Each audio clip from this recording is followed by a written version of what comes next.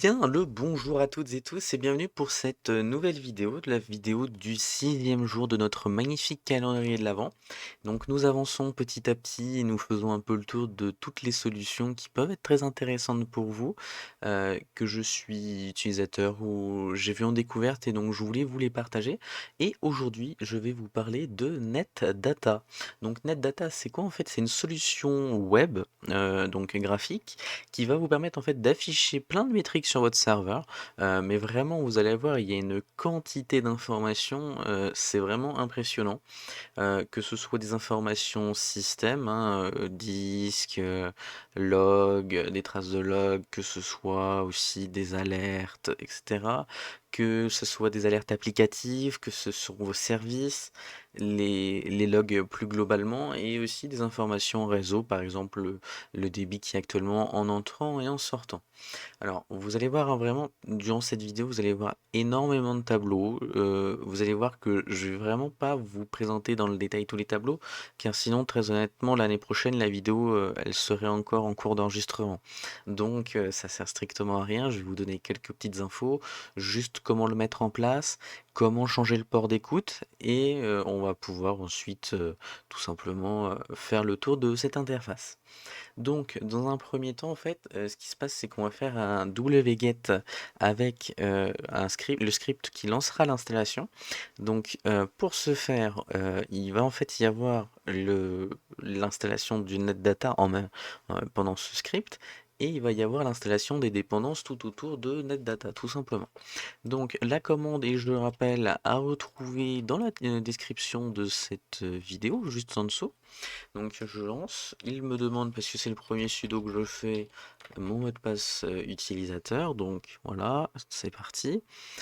Bien évidemment, vous voyez, hein, il fait la petite installation, tout le monde est content. Donc on est tout bon. Et ensuite, nous allons voir la configuration justement qu'il fait. Donc en fait, par défaut, il faut savoir que le fichier le plus important s'appelle donc netdata.conf et il va être à retrouver dans /etc/netdata. Donc on va aller faire un tour dedans et on va aller voir donc la configuration. Donc je vous mets aussi dans la description de cette vidéo le site officiel de NetData que je vous invite à consulter, car vous allez voir en fait ce qui se passe, c'est que pour l'installation, la configuration, il y a plein de variables à prendre en compte, de changements, etc. Et que par conséquent, en fait, ce qui se passe, c'est que en fait, il est tellement personnalisable que pareil. Moi, je vais juste aujourd'hui vous présenter le changement de port réseau. Le port par défaut est le 19999. Moi, je vais le passer en 8078 et puis donc voilà. Donc l'installation continue de faire son petit chemin. Vous avez vu, donc il y a eu un apt update qui est passé pendant l'installation. C'est pour ça que contrairement à d'habitude, je vous en ai pas parlé. Et donc là actuellement, donc toute l'installation est en train de s'effectuer. Voilà. Vous connaissez la chanson? Si jamais l'installation est beaucoup trop longue, je passerai la partie, heu, je l'accélérerai. L'installation est donc maintenant terminée. Alors vous avez donc les informations, vous voyez en fait ce qui a été effectué, comme ça vous avez un réel aperçu de ce qui a été fait. Si vous souhaitez regarder dans le détail, et je vous invite à regarder dans le détail, à comprendre réellement ce que fait l'exécution de ce que nous venons de faire, hein. Donc là, en fait, il y a des tests, il y a des greps, etc. Et en fait, là, on a toutes les informations. Donc, on a le lien vers la documentation. Voilà, donc je peux vous la mettre, je vais même vous la mettre je me la copie-colle dans la vidéo, la description de la vidéo, pareil, comme ça c'est toujours bien à avoir. Vous voyez juste au-dessus que, ben, tout simplement, on a le port par défaut. Donc, comme je vous disais, c'est le 19999. Et bah, il nous invite, hein, si on le veut, à nous connecter à ces moyens de communication. Bon, une fois que c'est fait, nous, ce qu'on va faire, c'est que ben, d'entrée, je vais aller vous montrer le TC NetData. Voilà, parce que c'est le plus important. Voilà, donc vous voyez dedans, il y a plein de documents, chart, custom, edit config, go.d, netdata.conf, netdata updater, hotel, Python, SSL et statsd. Moi, je vais juste vous montrer donc netdata.conf. On va le faire en sudo pour être vraiment tranquille. Voilà. Et donc en fait, voilà, on a juste ce fichier-là. Et en fait, tout simplement, c'est démerdez-vous, hein. Tout simplement, moi je vais vous présenter en fait, et généralement c'est entrecrocher les services que vous voulez faire. Donc là, moi par exemple, je veux impacter la partie web de NetData et je veux changer le port. Donc en fait, pour changer le port, il faut juste écrire défaut, défaut port, voilà, hein, comme d'hab égal, et là le port que vous souhaitez. Donc moi je vous ai dit on va faire le 80, pardon, le 8078, parce que j'ai envie. C'est juste en dessous de 80-80, ça change des ports et c'est très bien. Une fois que c'est fait, on fait oui, voilà, on regarde. Et alors là, on va faire un petit systemctl restart pour redémarrer le service NetData. C'est toujours... alors attendez, avec voilà, systemctl restart et donc NetData. C'est toujours bien à prendre. Et on va faire après un petit status. Voilà, tout simplement. Voilà, donc il est actif ici. Donc c'est génial. Une fois que c'est fait, comme je vous disais, on va sur navigateur web. Donc ici, mon adresse IP et donc c'est du local. Alors attendez un instant, je teste bien sûr la connexion. Et donc le port 8078. Et c'est parti. Une fois qu'on est ici, donc voilà l'interface de bienvenue. Donc vous voyez, je suis bien sur le port 8078, on est tout bon. Et là en fait, il faut une licence. Donc là, la version que je vous propose, c'est la version gratuite 14 jours. Et donc pour ce faire, vous faites soit skip unuse the dashboard anonymously, ou vous vous connectez, ça lance l'essai de 14 jours, etc. Donc, je vous propose que nous testions et découvrions ensemble cette solution de dashboard anonyme. Voilà. Donc, on a ici donc un node, et donc Copernic, qui est le nom de ma machine, a un uptime, une adresse IP, un uptime, le CPU. Ensuite, si on rentre dedans, et ben tout simplement on a des informations système, hein, j'ai envie de vous dire. On va d'entrée regarder. Donc, ce que je vais vous proposer ici sur cette interface, on va défiler vers la droite ici. Donc, ici, on a des métriques. On n'a pas beaucoup d'informations, étant donné qu'en fait, moi, vous le savez, hein, j'ai pas beaucoup de systèmes qui tournent actuellement sur cette machine, vu que c'est qu'une machine que j'utilise que pour faire ce calendrier de l'avant. Donc, on n'a pas non plus des 1000 et des 100 comme informations qui roulent dessus. Donc voilà, vous avez la consommation de CPU et RAM, on a des informations. Et là, en fait, ici, vous avez ici les métriques. Et je vous invite très fortement à les regarder parce que vous voyez, en fait, il y a tellement de choses. Là, vous voyez, si je descends, en fait, là, la barre qui va me descendre, elle est ici.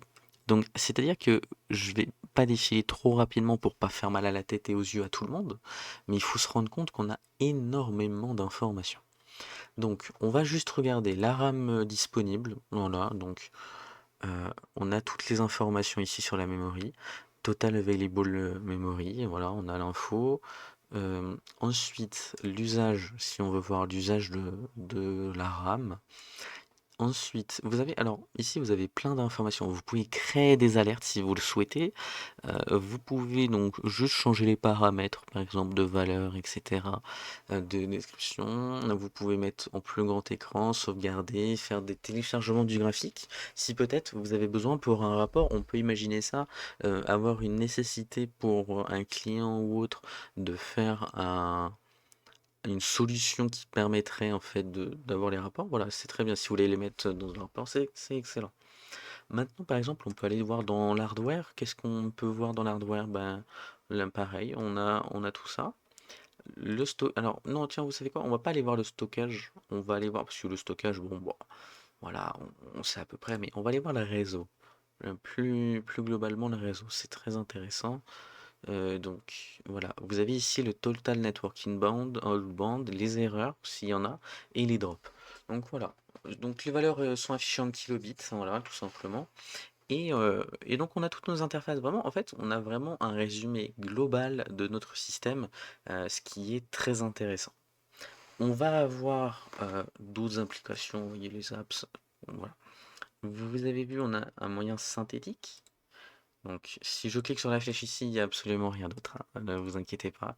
Donc, l'aspect synthétique, hein, donc on a une connexion, on a voilà, 1,00002 requêtes à la seconde.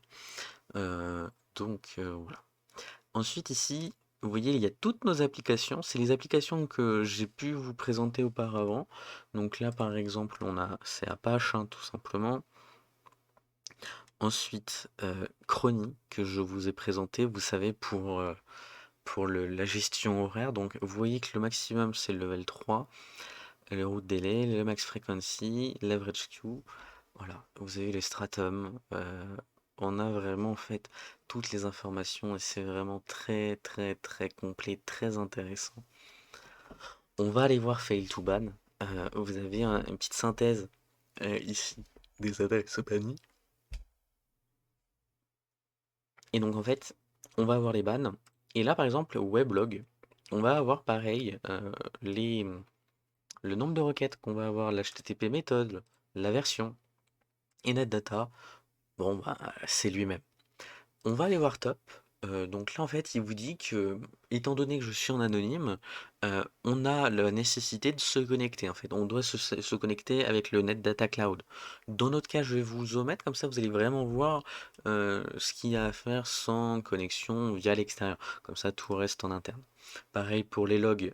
Si jamais vous souhaitez voir les logs, en fait, les logs, il va les connecter à NetData Cloud.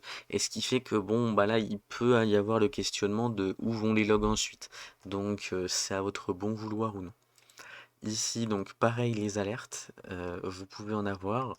Et il vous dit si c'est du critique ou non. Voilà, donc on a tout ça. Les events, on n'en a pas de défini, donc c'est tout bon. Et là, pareil, les anomalies, en fait, il nous dit qu'il nous faut la connexion. Donc, vous avez ici, en fait, étant donné que vous êtes déconnecté du cloud, pas énormément d'informations. Et à la fois, si vous en voulez, ben, ou comme vous le voyez, hein, c'est singing. Voilà, il vous demande juste une adresse email. Donc, je vous remonte rapidement. On fait un petit mail temporaire. Donc, je prends le premier site qui vient. Voilà, donc on se fait un temp mail. On a plein de pubs. Donc bon, voilà, je ne suis pas du tout de ma volonté. C'est pas ma volonté, mais donc je définis mon mail, voilà. On attend que le mail arrive ici. Ça peut être un petit peu long. Vous allez voir, l'email peut mettre un peu de temps à arriver, hein. C'est pas trop gênant. Voilà, et donc il est là. Donc sign up.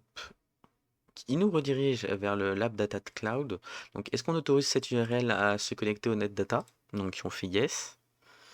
On met un nom, voilà, et donc là, vous voyez, en fait, c'est le nom de notre adresse email, hein, tout simplement.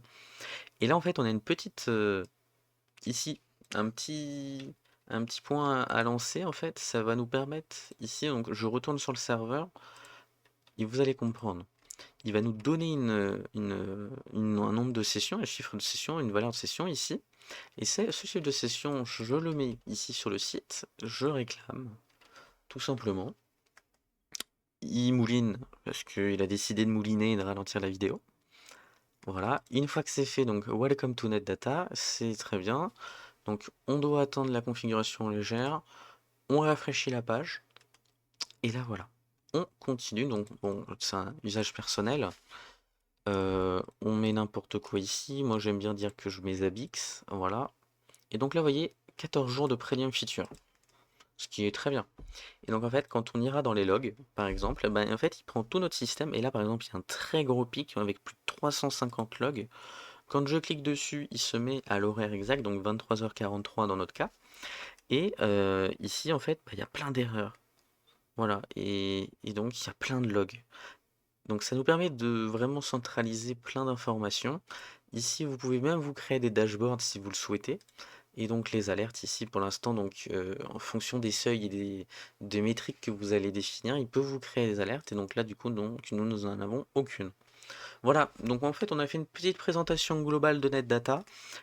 J'ai fait le tour parce que après je vous invite à être curieux tout simplement, étant donné qu'on peut faire énormément de choses, on peut faire des alertes, on peut créer le fait qu'il envoie des messages sur Discord, qu'il fasse des mails lorsqu'il y a certaines métriques qui sont connectées. Enfin bref, il y a plein de possibilités, je vous laisse explorer ça.